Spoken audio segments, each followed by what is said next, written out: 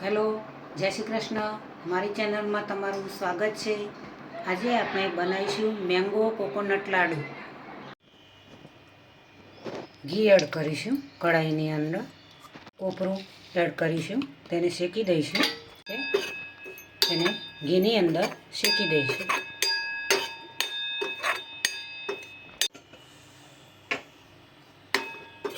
Normally કોપરાની છીણને શેકવાની છે. Mango coconut લાડુ બનાવવાના છે. ઇલાયચી પાવડર એડ કરીશું. ગેસ બંધ કરી દઈશું.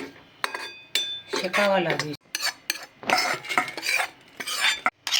ક્રશ કરેલી કેરી કઢાઈની અંદર એડ કરીશું. ઘી એડ કરીશું. હવે તેને હલાવતા જઈશું.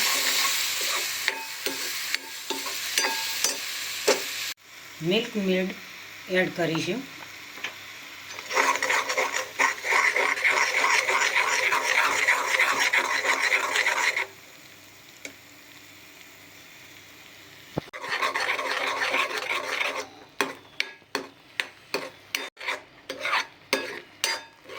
નોર્મલી ગરમ કરવાનું છે. હવે ગેસ બંધ કરી દઈશું. હા, કઢાઈની અંદર જે મેંગોનું અને મિલ્ક મેડનું જે મિશ્રણ હતું તેની અંદર કોપરાની છીણની અંદર એડ કરી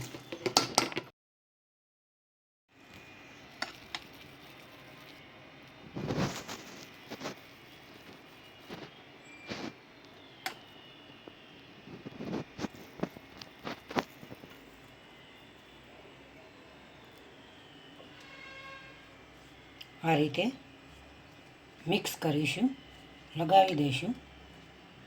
લાડુ તૈયાર.